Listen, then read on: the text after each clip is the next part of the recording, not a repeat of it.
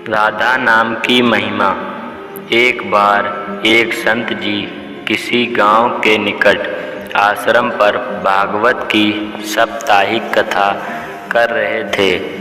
तीसरे दिन के वृत्तांत में वह कथा करते हुए बताने लगे, अनेक प्रकार के लोग जो पाप कर्म करते हैं उन्हें अनेक प्रकार के नरक में जाना पड़ता है, लेकिन एक उपाय है जिसके द्वारा नरक में जाने से बचा जा सकता है। एक बार सच्चे हृदय से राधा नाम पुकार लें तो वह नरक में नहीं जाता है। एक सेठ जी जो रोज आकर सत्संग सुना करते थे, सत्संग समाप्ति के पश्चात वह संत जी के चरणों में आकर बड़े जोर से रोने लगे। संत जी ने कहा, अरे सेठ जी, क्यों रोते हो? तुम्हारा मन उदास क्यों है? सेठ जी रोते हुए कहने लगे, भगवान, आपकी कृपा से मुझे सब कुछ प्राप्त है, पर मेरे मन को एक बड़ी चिंता सताती है। संत जी कहने लगे, कहिए कौन सी चिंता है?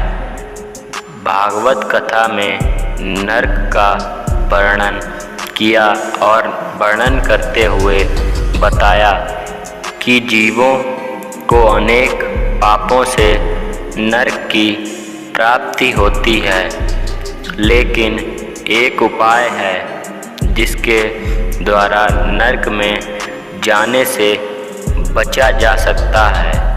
तो प्रभु, मैं तो आपकी शरण में हूँ, रोज सत्संग सुनने आता हूँ। मेरे मन में तो यह विश्वास है, आप संतों की कृपा से, भागवत की कृपा से मेरा उद्धार तो हो ही जाएगा, लेकिन मेरा एक छोटा भाई है जिसकी उम्र 50 साल है। वह ना तो सत्संग में जाता है, ना परमात्मा पर विश्वास करता है और ना ही प्रभु का नाम सुमिरन करता है। उसका उद्धार किस प्रकार होगा? मुझे उसकी बड़ी चिंता सताती है। मैं उसे बहुत बार समझाने का प्रयास भी करता हूँ। इस संसार के काम तो होते रहेंगे, तुम भगवान के नाम का स्मरण भी किया करो। तब वह कहता है, ऐसा करने से कुछ नहीं होता, तुम भी मत किया करो। मैं जितना आस्तिक हूँ प्रभु के प्रति, जितनी मेरी आस्था है, वह उतना ही कट्टर और अनीश्वरवादी है। तब संत जी ने कहा, क्यों चिंता करते हो? एक दिन उसका भी उद्धार हो ही जाएगा। सेठ जी रोते हुए कहने लगे, हे भगवान, उसका उद्धार कब होगा? आप जैसे महापुरुष हमारे गांव में आए हैं, मुझे तो आप पर यकीन है, आप ही उसका उद्धार करके जाएंगे। अब आप कैसे भी कृपा करके मेरे घर आइए और एक बार तो उसके मुख से श्री राधा नाम का उच्चारण कराइए। सेठ जी की विनय सुनकर संत जी कहने लगे, कल सत्संग समाप्ति के पश्चात मैं आपके घर आऊँगा और उसे परमात्मा का सुमिरन अवश्य कराऊँगा। दूसरा दिन हुआ, सेठ जी अपने घर गए। संत जी के आने का इंतजार करने लगे। आश्रम पर कथा की समाप्ति हुई। अब संत जी अपने वचन के अनुसार सेठ जी के घर पहुँचे। जैसे ही घर पहुँचे, सेठ जी ने बड़े श्रद्धा भाव से संतों का स्वागत किया। उन्होंने अपने भाई को बुलाकर कहा, संत जी आज हमारे घर पधारे हैं, उनका दर्शन कर लो। वह अंदर से बैठे बैठे कहने लगा, मुझे ना किसी संत से मिलना है और ना ही भगवान से मिलने की इच्छा है, तुम ही उनका पेट भरो। संत जी ने जब यह वचन सुने, सेठ जी रोते हुए कहने लगे, भगवान जी देखा आपने, आपके सामने ही आपका अपमान कर रहा है। संत जी कहने लगे, सेठ जी ख्याल ना कीजिए, सब कुछ अच्छा होगा। अब सेठ को दिलासा देते हुए संत जी पलंग से उतरे और उसके भाई के कक्ष में आ गए और उसके कंधों पर हाथ रखकर कहने लगे, और बताओ आज तक कितना कमाया। वह संत जी को इस प्रकार अपने नज़दीक देखकर कहने लगा, अपना हाथ मेरे कंधों से हटाओ। मैं ना संतों को मानता हूँ, ना भगवान को मानता हूँ। लोग जितने आस्तिक होते हैं, मैं उतना ही कट्टर नास्तिक हूँ। मैं भगवान को नहीं मानने वाला हूँ। आप मेरे नज़दीक क्यों आए हैं? संत जी कहने लगे, मैं तो अपना काम करने आया हूँ। संतों का काम होता है लोगों का उद्धार करना। आज तुम्हारे उद्धार का कार्य मिला है तो अवश्य करके ही जाऊँगा। वह सेठ का भाई भी बड़ा कट्टर था। वह कहने लगा, आपको किसी का भी उद्धार करना है कर लीजिए, पर मेरा उद्धार आप नहीं कर सकते। मैं कुछ भी नहीं करने वाला हूँ। सेठ के भाई को देखकर संत जी मुस्कुराकर कहने लगे, एक बार राधे राधे बोल दो। वह सेठ जी का भाई कहने लगा, मैं कुछ नहीं बोलूँगा। संत जी ने फिर कहा, राधे राधे बोल दो। वह कहने लगा, नहीं कहूँगा। फिर संत जी ने कहा, राधे राधे बोलो। वह कहने लगा, मैंने कहा ना, मैं नहीं बोलूँगा। तब संत जी पुनः सेठ जी के पास आए और कहने लगे, अब आपने मेरे ऊपर यह जिम्मा सौंपा है, अब मैं जैसा करूँगा आप बीच में नहीं आना। आप सारे परिवार वाले बाहर जाकर बैठ जाओ, जब तक मैं आपको बुलाऊं नहीं। एक भी परिवार वाला इस कक्ष में ना आए। अब इस प्रकार सेठ जी अपने परिवार सहित बाहर आकर बैठ गए। अब कक्ष में सिर्फ संत जी और सेठ जी का भाई था। संत जी ने पुनः प्रेम से कहा, अरे भैया एक बार राधे राधे बोल दो। वह कहने लगा, मैंने आपसे मना किया ना, मैं नहीं कहता, ना भगवान को मानता हूँ, ना भगवान की बातें मानता हूँ। मैं कट्टर नास्तिक हूँ। संत जी पुनः उसे प्रेम से हंसते हुए कहने लगे, जितने तुम कट्टर नास्तिक हो, मैं उतना ही आस्तिक हूँ। मैंने अगर निश्चय कर लिया है, तुम्हारे मुँह से राधा नाम सुनकर ही जाऊँगा, और पक्का समझ लेना कि तुम्हारे मुख से राधा का नाम निकलेगा ही। वह कहने लगा, आप कितना भी प्रयास कर लो, मैं एक बार भी नाम नहीं लेने वाला हूँ। अब संत महापुरुष होते तो बड़े दयालु हैं, पर लीला मात्र उन्होंने क्या किया, उस सेठ के भाई का हाथ पकड़ा और हाथ पकड़कर जोर से घुमाने लगे। अब वह सेठ ठहरा 50 साल का, वृद्ध अवस्था थी। संत भी वृद्ध थे, पर संतों के अंदर भक्ति का तेज होता है। उन्होंने जोर से उसके भाई का हाथ घुमाया। हाथ घुमाकर संत जी फिर कहने लगे, कहो राधे राधे। वह कहने लगा, नहीं कहूँगा। अब तो संत जी ने जोर से हाथ घुमाकर सेठ के भाई को जमीन पर पटक दिया और खुद उसके पेट पर चढ़कर बैठ गए। और संत जी फिर कहने लगे, बोलो राधे राधे। वह फिर कहने लगा, नहीं कहूँगा। अब तो संत जी ने उसके दोनों हाथ पकड़ उसके पैरों को बांध दिया और कहने लगे, कहो राधे राधे। अब ऐसी अवस्था में वह सोचने लगा, लगता है यह संत तो मुझे मार ही देंगे। तब उसने बिना इच्छा के एक बार कह ही दिया, राधे राधे। जैसे ही उसने राधे राधे कहा, संत जी ने उसके हाथ पैर खोल दिए। उसके बंधनों को छोड़कर बाहर आकर कहने लगे, सेठ जी आपका कल्याण हो गया, आपके भाई का भी कल्याण हो गया। सेठ जी कहने लगे, अंदर से बहुत तेज आवाज़ें आ रही थीं। तब संत जी कहने लगे, आपने काम ही ऐसा दिया था। आपने कहा वह नास्तिक है, कभी कुछ बोलता ही नहीं है। आज आपके भाई ने राधे राधे का नाम उच्चारण कर ही लिया है, इसका कल्याण हो गया।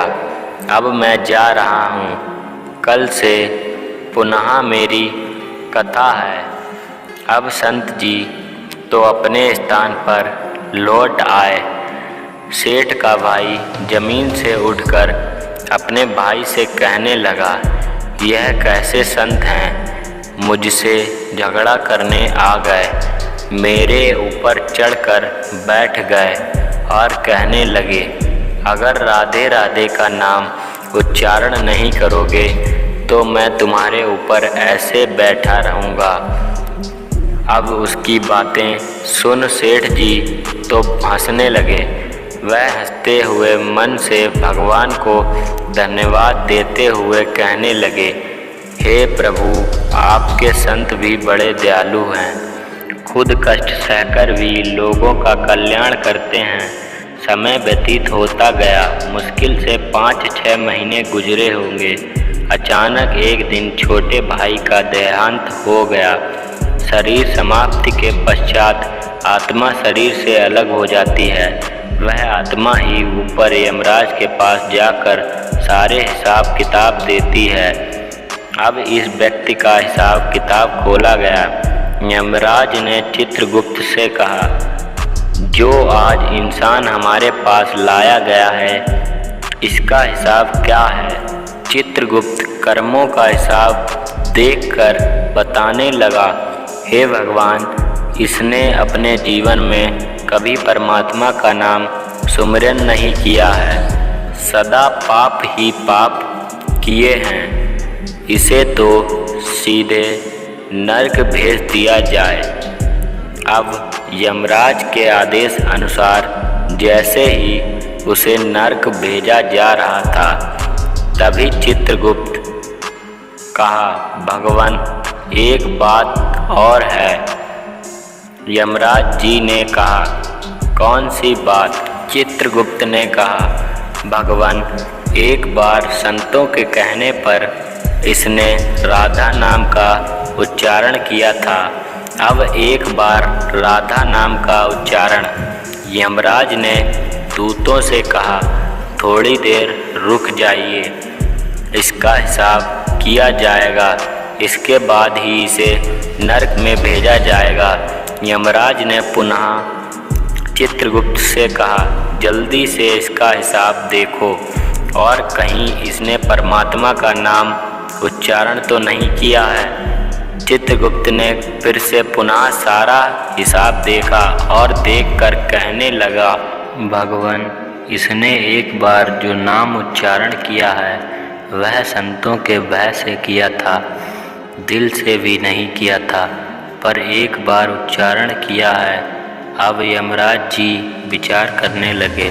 अब एक बार राधा चरण और सारा जीवन पाप में, अब क्या किया जाए। तब यमराज ने उसी इंसान से पूछा, एक बात बताओ, हम तुम्हें पहले राधा नाम का फल दें या तुम्हें नरक में भेज दिया जाए। तब वह भक्त हाथ जोड़कर कहने लगा, भगवान, नरक में तो जाना ही है, इससे अच्छा है आप मुझे एक बार राधा नाम उच्चारण का फल दे दो, फिर मुझे जहाँ चाहो भेज देना। तभी यमराज जी अपनी पुस्तक खोलकर देखने लगे कि एक बार राधा नाम उच्चारण का फल क्या है। उन्होंने सारी पुस्तकें खोल लीं, पर उन्हें कहीं फल दिखाई नहीं दिया। तब वह विचार करने लगे, एक बार राधा नाम उच्चारण का फल तो मुझे पता ही नहीं है। तब वह अपनी शंका के निवारण करने के लिए उस भक्त को अपने साथ लेकर स्वर्ग लोक में आ गए। स्वर्ग में आकर यमराज ने इंद्रदेव से कहा, हे इंद्रदेव, मुझे बताइए एक बार राधा नाम उच्चारण करने का फल क्या है। तब इंद्रदेव ने बहुत प्रयास किया, पर उन्हें भी इसका फल पता नहीं चला। तब वह सब देवता मिलकर ब्रह्मदेव के पास आए। ब्रह्मदेव ने जब उन सबको देखा, तब ब्रह्मदेव उनसे पूछने लगे, यह आपके साथ इंसान कौन है। तब इंद्रदेव कहने लगे, भगवान, इसने एक बार राधा नाम का उच्चारण किया है, बाकी सारा जीवन इसने पाप किया है। हमें तो पता नहीं राधा नाम उच्चारण का फल क्या है, इसलिए हम आपके पास आए हैं। तब ब्रह्म जी ने भी बड़ा प्रयास किया, राधा नाम उच्चारण का फल क्या है, अब उन्हें भी पता नहीं चला। तब वह ब्रह्मदेव कहने लगे, हम सब मिलकर इसे अपने साथ लेकर भगवान शंकर जी के पास चलते हैं। तब वह भगवान शंकर जी के पास पहुँचे। भगवान शंकर जी से प्रार्थना कर कहने लगे, हे महादेव, इस इंसान ने सारा जीवन पाप किया है, बस एक बार संतों के कहने पर राधा नाम का उच्चारण किया है। अब आप बताइए एक बार राधा नाम उच्चारण का क्या फल मिलता है। तब महादेव जी ने बड़ा प्रयास किया, पर वह भी राधा नाम की महिमा को बता नहीं सके। तब शंकर जी कहने लगे, अब हमें भगवान श्री कृष्ण के पास चलना पड़ेगा, क्योंकि वही राधा तत्व को जानते हैं। ऐसा सोचकर सब देवी देवता भगवान शंकर के साथ मिलकर उस इंसान की आत्मा को लेकर भगवान श्री कृष्ण के गोलोक धाम में पहुँचे। गोलोक धाम में भगवान श्री कृष्ण राधा जी के साथ अपने आसन पर विराजमान थे। भगवान श्री कृष्ण ने सब देवी देवताओं का सम्मान किया और उनसे पूछा, आज अचानक से आने का कारण क्या है। तब भगवान शंकर हाथ जोड़कर कहने लगे, हे भगवान, यह इंसान इसे धरती से लाया गया है। इसने अपने जीवन में अनेक पाप किए हैं, पर एक राधा नाम का उच्चारण किया था। यमराज जी पता ना कर सके कि एक बार राधा नाम उच्चारण का फल क्या है। तब वह इसकी जानकारी लेने के लिए इसके साथ इंद्र जी के पास फिर स्वर्ग में आए थे। फिर स्वर्ग से होते हुए ब्रह्मलोक आए। फिर ब्रह्मलोक से होते हुए यह मेरे पास पहुँचे। अब मैं इन सबको अपने साथ लेकर आपके पास लेकर आया हूँ। अब आप बताइए एक बार राधा नाम उच्चारण का क्या फल हो सकता है। जब इस प्रकार बातें चल रही थीं, तब श्री कृष्ण के पास बैठी राधा रानी बड़े जोर से हंसने लगी। तब श्री कृष्ण ने कहा, हे राधिका, क्यों हंसती हो? तब राधिका कहने लगी, हे भगवान, यह अभी तक राधा नाम का महत्व समझ नहीं सके। तब भगवान शंकर जी कहने लगे, हे महारानी, राधिका के नाम का क्या असर है, आप हमें बताइए ना। तब राधिका जी कहने लगी, हे महादेव, आप खुद सोचिए, इस व्यक्ति ने एक बार राधा का नाम जपा, वह एक बार राधिका के नाम जपने से स्वर्ग लोक की सैर करके आया, ब्रह्मदेव का ब्रह्मलोक में दर्शन करके आया, आपके महादेव लोक में दर्शन करके आया, आपके महादेव लोक में आपका इसने दर्शन किया है। आज एक बार उच्चारण के प्रभाव से यह आप सबको साथ लेकर हमारे गोलोक धाम में आया है, मेरे दर्शन और श्री कृष्ण का पूजन कर रहा है। इससे अधिक राधा नाम का और फल क्या हो सकता है। जब राधिका जी ने इस प्रकार एक बार राधा नाम का पूरा महत्व बताया तो यमराज कहने लगे, यह तो बड़ा अनंत फल है। जो व्यक्ति नरक में जाने वाला था वह एक बार उच्चारण से सब लोगों की यात्रा कर भगवान श्री कृष्ण और राधा रानी के चरणों में उपस्थित हो गया है। इससे अधिक फल और क्या हो सकता है। तभी फिर से यमराज कहने लगे, भगवान, क्या अब इसे नरक में जाने की आवश्यकता नहीं है। तब श्री कृष्ण कहने लगे, हे धर्मराज, एक बार राधा रानी के चरणों का दर्शन कर लिया हो वह तो कभी नरक में जा ही नहीं सकता है। तब वह भक्त जो वहाँ पर राधा रानी के दर्शन कर रहा था वह कहने लगा, हे महारानी, मैंने तो संतों के भय में आकर आपका राधा नाम उच्चारण किया था, पर जो सच्चे हृदय से आपका नाम का उच्चारण करते हैं उन्हें तो जीवन में कोई भय होगा ही नहीं। वह तो नरक की यात्रा में कभी निकलेंगे ही नहीं, वह तो सीधा आपके चरणों में ही समा जाएंगे। तो इतना महत्व है एक बार राधा नाम के उच्चारण का। तो सच्चे हृदय से जो एक बार इस प्रकार कह दे, राधे राधे श्याम मिला दे, तो राधा नाम का उच्चारण करते ही परमात्मा के साक्षात दर्शन हो जाते हैं। राधे राधे। अगर आपको हमारी वीडियो अच्छी लगी हो तो